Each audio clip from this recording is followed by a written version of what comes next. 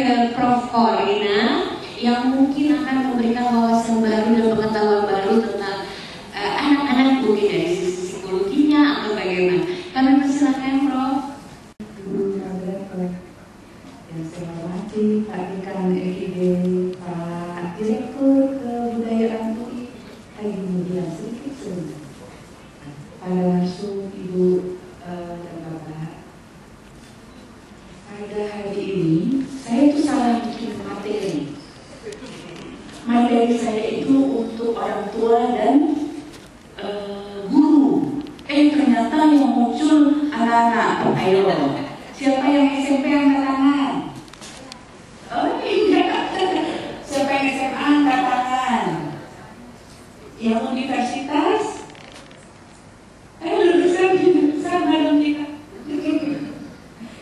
Baik. Oh yang SD, ada SD kan?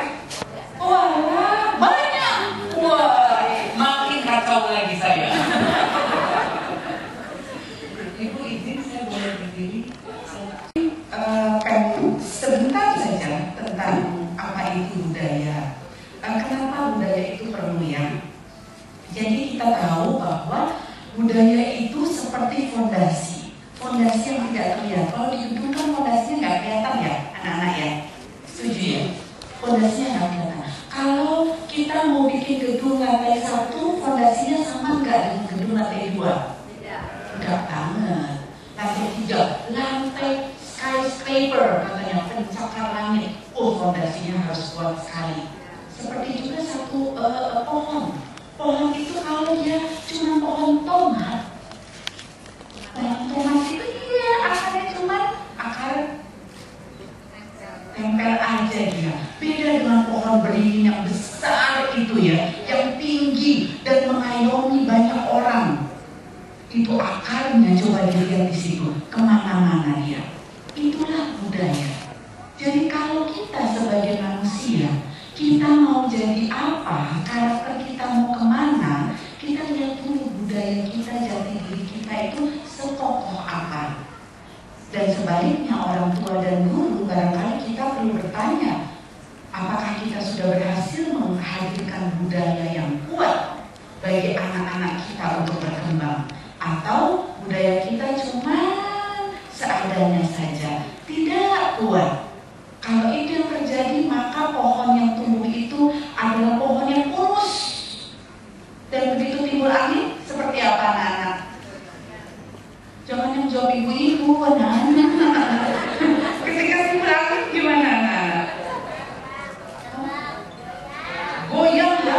Oh yang benar, goyang katanya. Dengerin dong saya ngomong ya? Goyang ya. Nah karena itu barangkali kita berterima kasih adanya sesi ini. Bagaimana budaya mempengaruhi karakter. Nah, yang saya sebut budaya pada saat ini itu budaya dalam arti yang lebih luas. Jadi tidak hanya tradisi, baju batik, baju kebaya, gendang, bukan hanya itu, tapi keseluruhannya, yaitu sistem nilai, cara perilaku, atau tadi kata Ibu adalah olah rasa, olah kata, olah pikir, dan olah tindak. Jadi semuanya itu berada di budaya. Nah, itu akan kita bicarakan pada hari ini. Supaya pendek dan semoga nyampe, tadinya saya sudah siapin 4 topik nih. Tentang integritas, kemampuan berbeda pendapat, kemampuan bertanya, rasa ingin tahu, kemampuan berbeda pendapat, dan bahasa. Tapi saya mau cerita tentang 2 saja ya. Jadi kita sekarang mau bicara tentang budaya cemas. Kita pindah ke budaya cemas. Ada yang suka dengar nggak generasi muda sekarang generasi cemas? Ada yang pernah dengar? Pernah. Di internet.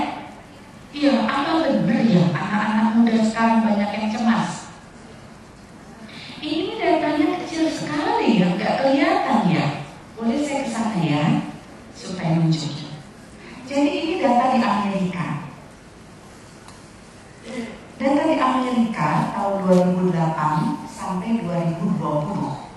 Datanya itu melihat Berapa banyak kecemasan, depresi dan anxiety yang terjadi bagi orang-orang. Ternyata untuk orang-orang umuran 50 plus kayak saya gitu, itu cemasnya biasa-biasa aja. Dari tahun 2008 sampai sekarang biasa-biasa aja. Tapi generasi yang lain yang umurnya 35 sampai 49, angkat tangan yang umurnya 35 sampai 49, tidak ada? Ada sedikit. Ini cuma segini. Yang umurnya 26 sampai kabupaten angkat tangan, luka umur, KBK, yang umurnya 26 sampai 34, ada sedikit peningkatan. Tapi yang umurnya 18 sampai 25, peningkatannya tajam sekali. Pertanyaannya, kenapa? Kenapa mereka meningkat tajam? Lihat peningkatannya dimulai di mana? 2010. Apa yang terjadi di 2010? 2010 kita mulai dengan Facebook. Sosial media mulai meningkat. Jadi ibu bapak, adik-adik semuanya kita mau lihat, apakah kita mau berakar di budaya keluarga, budaya bangsa, atau budaya sosial media? Kalau kita mau berakar di budaya sosial media, siap-siap kita akan cemas. Datanya menunjukkan demikian. Dari Facebook mulai cemas. Tahun 2019 dari kata ibu staf ahli Bu Ratna, lihat peningkatannya tajam sekali. Kecemasannya. Kenapa? Apa yang terjadi di tahun 2020? Kenapa? Pandemi, betul. Ketika pandemi itu kita semua disuruh pakai sosial media, internet. Internet mendatangkan banyak sekali kemajuan. Kita dapat informasi, tapi kita juga mendapatkan kecemasan ternyata. Iya, semua meningkat. Ibu bapak, adik-adik sekalian, terutama adik-adik, sudah dilihat ini apa yang terjadi dengan sosial media. Tadi Ibu Ratna waktu kami muda, itu dulu sekali waktu kami muda, ya. Itu kalau pulang lewat dari jam 6, orang tua sudah berdiri di depan pintu. Aduh, saya itu orang Batak, bahwa saya orang Batak, galaknya setengah mati. Gak berani saya, ya. Galak sekali. Tapi orang tua galak itu untuk melindungi saya. Saya harus masuk sebelum jam 6, lalu kita makan sama-sama, duduk di meja makan, ngobrol sama-sama. Kalau sekarang anak-anak sudah masuk jam 6, ya, banyak yang sudah masuk jam 6, amankah di rumah sudah masuk? Kenapa tidak aman? Kalau dulu penjahatnya ada di luar rumah, kita kunci rumah. Sekarang penjahatnya ada di dalam kamar. Itu sebabnya ibu bapak guru dan orang tua, saya rasa tidak bijaksana kalau kita mengatakan bahwa generasi muda adalah beda sama kita. Kita lebih hebat dari mereka. Mereka generasi cemas. Tunggu dulu. Yang mereka hadapi berbeda dengan yang kita hadapi.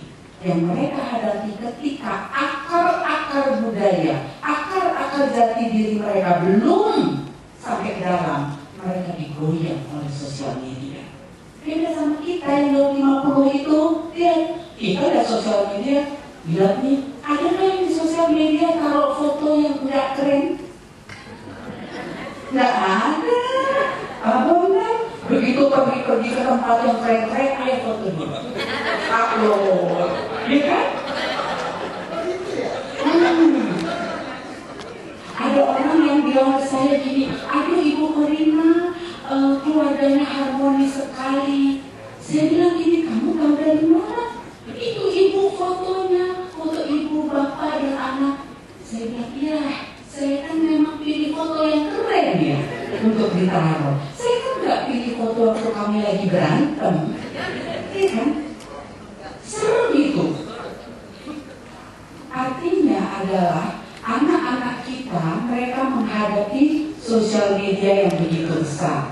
Dan apa yang terjadi dengan sosial media? Slide berikut. Anak-anak ini menjadi cemas. Ya, tadi kita lihat kecemasannya tinggi. Apa yang mereka khawatirkan? Yang mereka khawatirkan pertama adalah saya nggak keren enough. Saya nggak keren enough. Saya nggak cukup keren. Kenapa mereka bilang gitu? Karena dilihat di sosial media teman-temannya posting yang keren-keren. Padahal yang keren itu tidak terjadi setiap waktu. Yang tampil di sosial media itu adik-adik yang SD, SMP, SMA tidak realistik. Tapi yang kita lihat itu yang menjadi dunia kita. Jadi kita lihatnya, wah, orang-orang lain kok makannya keren banget. Kalau saya kok cuma kangkung sama tahu. Yang makan kangkung sama tahu banyak loh. Dan orang-orang itu bisa jadi profesor. Kesukaan saya tahu dari dulu sama tempe. Bisa loh jadi profesor. Tapi karena kita melihat orang lain pakai foto yang keren-keren makanannya, kita merasa kecil. Jadi sosial media itu membuat orang merasa saya tidak good enough. Makanan saya nggak hebat. Orang lain lebih hebat. Saya ternyata nggak berprestasi sebanyak orang lain. Padahal semua teman-temannya juga merasa seperti itu. Karena yang berprestasi kan paling cuma 1, 2, 3 gitu ya. Tapi kalau kita lihat, terus kita pikir, oh itu terjadi sering. Enggak sering. Nah, ini yang kita orang tua dan guru, ini tantangan kita sekarang bukan mengunci pintu dan bilang jam 6 harus masuk rumah. Tantangan kita jauh lebih berat. Tantangan kita adalah membantu anak-anak untuk tahu apa sih yang seharusnya ada. Apa yang normal? Normalkah bahwa jalan-jalan terus? Normalkah bahwa gaya-gayaan pakai baju, pakai motor yang keren-keren? Ya, para dulu tuh ada tuh pejabat-pejabat. Ya. Apakah itu normal? Atau sebetulnya yang normal itu ya yang kehidupan kita? Kita tidak perlu takut bahwa kita tidak keren ini. Yang berikutnya, jadi harus ada risetnya sedikit ya. Bapak ya. Nah, kenapa kalau kita lihat sosial media itu kita merasa nggak bagus, diri kita nggak bagus? Risetnya jelas sekali. Ini Journal of Behavioral Addictions. Nah, saya tuh udah berapa kali ngomong di depan anak-anak muda, dan waktu itu saya salah. Saya pikir anak muda pakai sosial media 5-6 jam sehari. Ternyata berapa jam kamu pakai sosial media?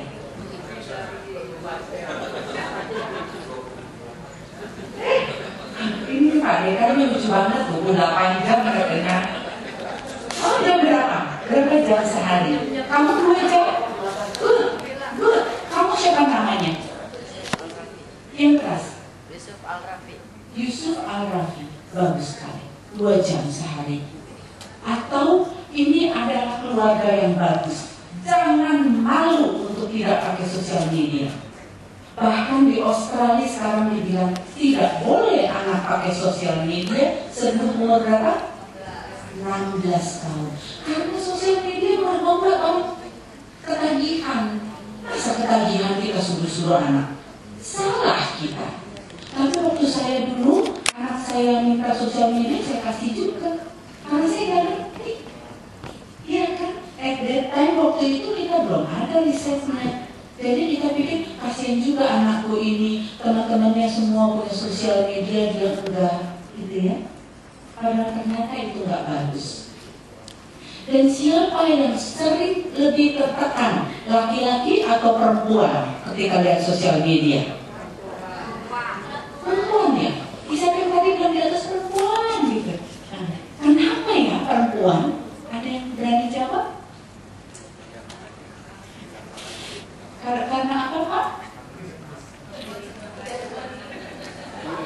lihat mantan. Sebetulnya saya mau cerita sedikit. Ini kan udah direkam ya. Ini dulu waktu saya SMA, saya itu satu kelas ada 52 orang dan saya SMA negeri.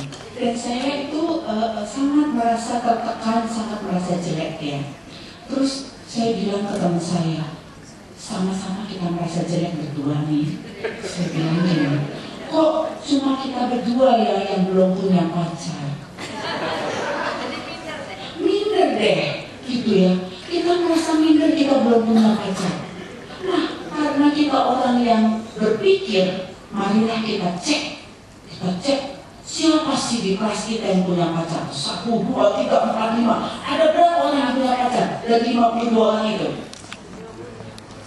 Tebak, ayo. Hah? 20, 10, 50. Bukan. Hanya 2.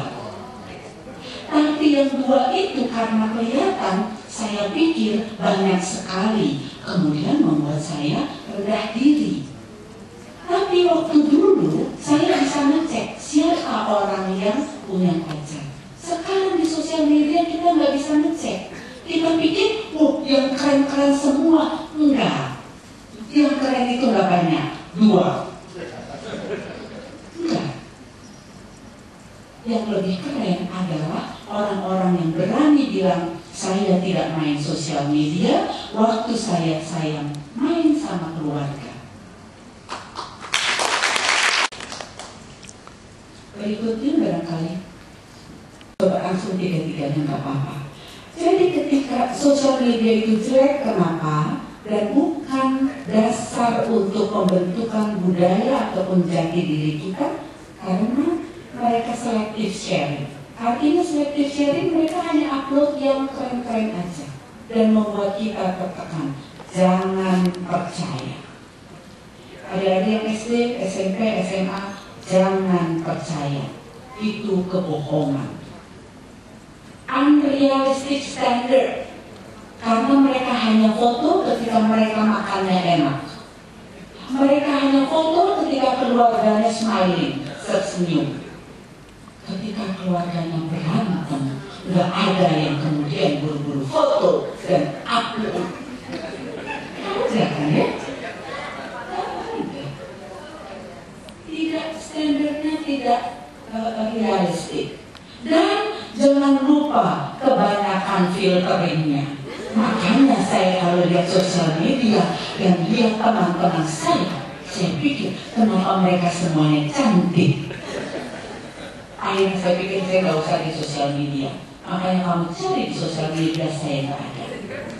Untuk apa? Berikut bohongan. Terlalu banyak kebohongan. Dan kita menjadi FOMO ya, fear of missing out. Kita ikutan padahal membuat kita cemas. Bukan saya yang bilang, datanya menunjukkan kecemasan meningkat tajam. Jadi pertanyaannya untuk adik-adik yang masih sekolah, apakah kita mau memilih budaya sosial media yang membuat akar-akar jati diri kita menjadi bingung, kita jadi dipenuhi kebohongan, atau kita mau memberikan waktu untuk akar-akar itu tumbuh. Tapi ini bukan cuma tugasnya anak-anak, ini tugasnya orang tua dan guru. Saya ingat satu orang tua, doktor di bidang health science, kuat sekali. Anaknya pergi ke UI untuk belajar. Dia punya waktu bersama dengan anaknya. Untuk apa? Anaknya senangnya drama Korea. Lalu si bapak itu dokter loh, health science loh, nggak ada senang-senangnya dia dengan drama Korea, tapi dia menyayangi anaknya lebih daripada waktunya. Dia alokasikan waktu untuk nonton drama Korea. Jadi kalau ada anaknya kelewatan 1 hari, nanti bapaknya telepon, kamu udah tahu belum kemajuannya?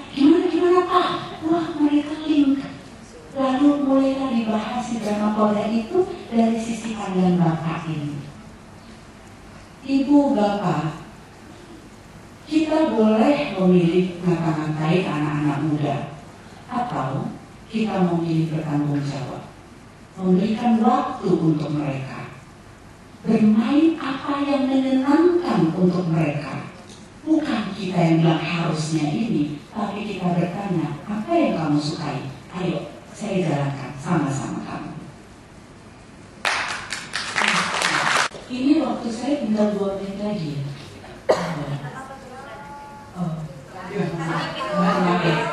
Kelihatannya banyak yang tertarik, Bu. Jadi boleh dilanjutkan sebentar. Ini yang saya bahas ya. Untuk anak-anak muda, tahu toxic positivity? Kita pikir itu semuanya positif di sosial media. Bohong. Tahu cancel culture? Sangat banyak di sosial media orang-orang yang menempatkan dirinya lebih hebat dari orang lain, dan kemudian kalau ada orang lain yang dia rasa nggak bagus, dia bilang, saya nggak mau berteman lagi dengan kamu, saya cancel hubungan saya dengan kamu. Lalu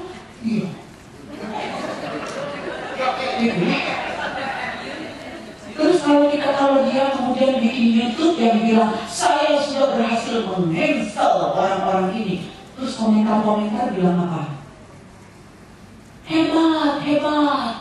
Kita pikir kita hebat banget bisa meng-cancel orang lain. Padahal manusia sesungguhnya adalah orang-orang yang bisa membangun relasi dengan orang lain. Emangnya kita sesempurna apa sih? Kita juga kan punya banyak sekali kekurangan. Terus kenapa kita cancel orang lain? Terus kita, kalau pakai bahasa Inggrisnya, glorifying di sosial media. Saya sudah cancel adik saya yang toksik, kakak saya yang toksik, orang tua saya yang toksik. Di hati saya, kok semuanya toksik selain kamu ya? Be careful ya, hati-hati ya. Mungkin untuk anak-anak yang SMA ke atas yang bisa mengerti ini. Cancel culture itu mengasumsikan saya lebih dari kamu, saya cancel kamu dari hubungan saya. Beda dengan tadi yang ibu katakan, kita bersaudara. Kita bersaudara. Kamu ada kekurangannya, kebetulan saya banyak kekurangannya. Ayo kita teman. Jadi persepsi kita lebih realistik tentang diri kita. Kita nggak pikir kita orang paling hebat di dunia. Kita pikir saya punya kekurangan. Kalau ada teman kita punya kekurangan, kebenaran. Jadi kita bisa saling menerima. Ini kita lewati saja. Kita bicara tentang budaya, tentang bahasa.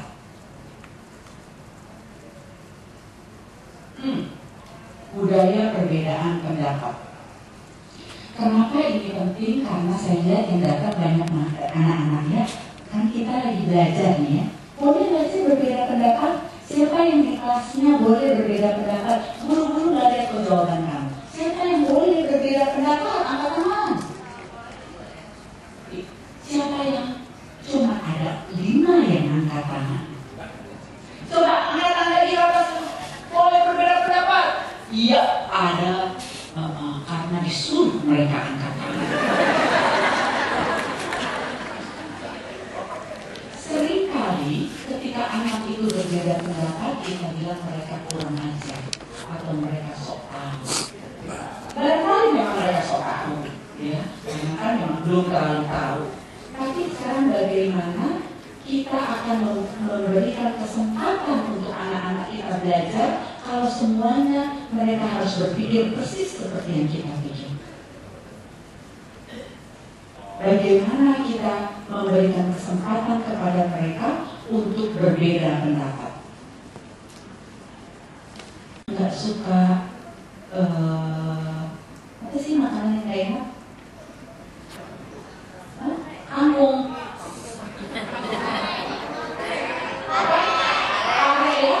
Are ya, gak enak ya? Siapa yang bilang are enak? Siapa yang bilang are gak enak? Itu adalah debat antara saya dan suami saya. Dia mengagum pakai. Kalau kita berbeda pendapat dengan orang di Indonesia ini, pada umumnya kalau orang itu adalah pejabat, orang itu guru, orang itu dekan, kita berani nggak bilang ke Pak Dekan, salah Pak Dekan, berani nggak kira-kira? Ini orang yang berani. Kalau kebanyakan dari kita berani nggak? Nah, adik-adik ini goyang kepalanya dengan hot sekali. Karena katanya di Indonesia banyak yang nggak berani. Bukan berarti mereka nggak ngomong loh. Begitu Pak Dekan ngomong, mereka bilang iya di depan Pak Dekan, di depan Pak Direktur, di belakang mereka ngapain? Betul nggak? Saking betulnya, riset saya ini setahun ini adalah tentang gosip di organisasi.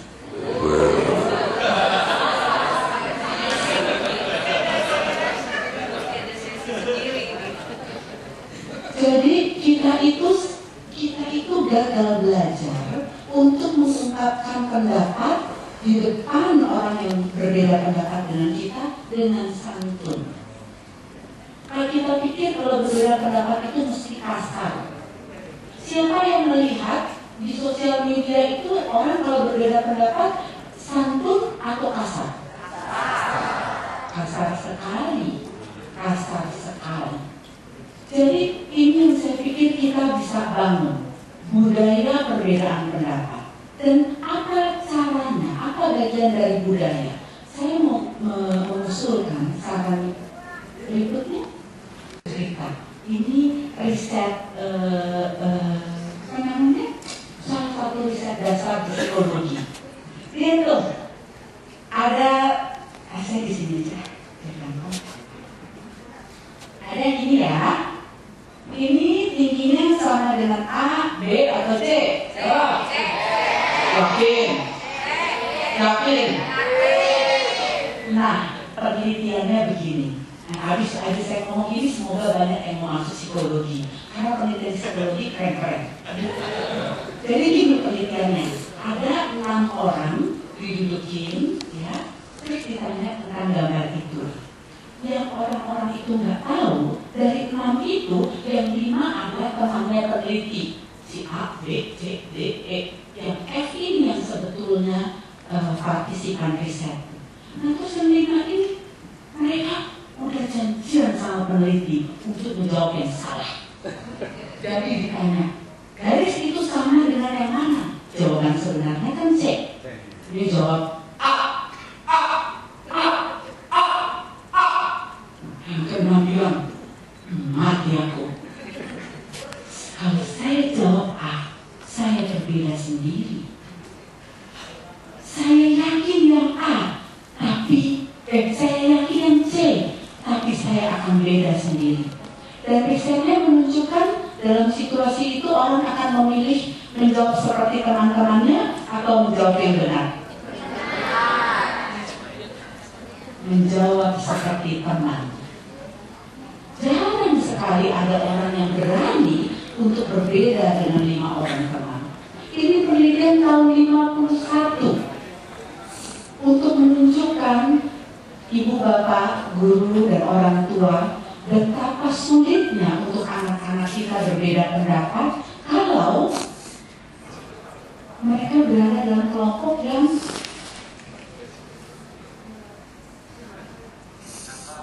mereka minoritas, mereka berbeda, pendapat mereka berbeda, sulit untuk mereka. Jadi adalah kita yang perlu memberikan suntikan kepada mereka, keberanian kepada mereka, berani untuk berbeda. Dan ini bukan hal yang mudah. Salah satu yang saya sangat hormati dari pendiri bangsa ini adalah ketika mereka memilih bahasa Indonesia. Kenapa saya suka dan apa hubungannya dengan perbedaan pendapat? Dulu ketika masa perjuangan, berapa persen orang Jawa? Berapa persen orang Jawa? Atau lagi? Berapa persen orang Jawa dan Sunda di Indonesia saat ini? 50, 70, 30, 40, sama teman boleh deh kita sepakati. Ini ibu, bukan ibu Kas ya? Oh, wajahnya mirip. Kita lihat datanya, 60%. Tetapi yang menarik adalah pendiri bangsa ini ketika mereka berakar, kebanyakan dari mereka kemungkinan orang Jawa juga ya. Sekarang orang Jawa juga banyak orang Jawa. Mereka pilih bahasa Jawa enggak sebagai bahasa persatuan? Mereka sangat rendah hati, mereka memikirkan ke depan untuk bangsa kita. Bahasa Jawa adalah bahasa yang mengenal hierarki. Kita pakai bahasa yang berbeda ke orang tua dan ke anak, ya kan? Yang mereka pilih sebagai bahasa kita adalah bahasa Melayu, bahasa Indonesia. Yang kita mengatakan kita pakai bahasa yang sama, ibu makan, saya makan. Kalau pakai bahasa Sunda, saya besar di Sunda, bukan, ibu tuan, abdi neda, abdi neda. Jadi bahasanya beda. Nah, pendiri bangsa ini, teman adik-adik yang dari SD, SMP, ini pendiri bangsa kita melihat bahwa kita perlu berakar di budaya yang berdiri sama tinggi, duduk sama rendah. Supaya apa? Supaya kita mampu berbeda pendapat dengan santun. Jangan takut. Boleh nggak berbeda pendapat sama profesor? Boleh banget. Ya, jadi abis ini tolong berbeda pendapat, bertanya, berbeda pendapat, boleh sekali. Di kelas ibu bapak guru coba dorong anak-anak untuk berbeda pendapat. Di keseharian anak-anak semua pakai bahasa Indonesia. Banggalah bahwa pemimpin kita itu memilih bahasa yang egaliter, bahasa yang memperlakukan semua orang sama. Dorong anak-anak kita untuk melihat apakah manis ataukah menteri sebagai sama-sama manusia, sama-sama dihormati. Bukankah itu indah, budaya yang sangat indah? Atau kalau kata ibu tadi, orang di Maluku, orang di Jawa, orang di Aceh, semuanya bersaudara sama kita. Kalau kita merasa sama, kita akan lebih mampu untuk melihat, untuk mengatakan isi hati kita. Daripada kita merasa orang itu lebih tinggi dari kita, atau orang itu di bawah kita, nggak perlu saya ngomong sama dia. Atau orang itu kalah tinggi, saya kalah kau katanya. Itu saja ya. Akhirnya apa ya? Oh ini. Jadi bahasa Indonesia bukan saja perlu jadi bahasa yang mempersatukan, tetapi perlu menjadi dasar budaya bangsa, yaitu budaya yang memperlakukan setiap manusia sebagai setara. Lanjut. Akhirnya untuk adik-adik semuanya, untuk kita semua, kita boleh memilih. Kita semua boleh pilih. Kita mau pilih pakai bahasa Indonesia, atau kita mau pilih pakai bahasa sosial media. Tapi saya mau usulkan kita pakai bahasa Indonesia, menjadi akar budaya kita. Kita juga boleh pilih berapa jam sehari kita berada di sosial media, atau kita mau berada di ruang keluarga. Dan ini tidak bisa diinisiasi oleh anak, orang tua yang harus menginisiasi. Saya sengaja pakai bahasa Inggris di situ bukan karena bahasa Inggris itu hebat sekali, tapi kalau teori psikologinya, kalau selalu pakai bahasa Indonesia, ada bahasa Inggris satu jadi menarik perhatian. A family that plays together stays together. Kita banyak mengkritik anak-anak kita, kita bilang kita nggak bisa komunikasi dengan mereka, barangkali karena kita yang tidak memberikan waktu untuk bermain bersama mereka, untuk nonton sama mereka, untuk mengerjakan yang mereka suka, bukan yang kita suka. Semoga kita semua bisa berakar di budaya keluarga kita, budaya bangsa kita, sehingga kita bisa tumbuh menjadi pohon yang besar, yang kuat dan mengayomi banyak orang. Terima kasih.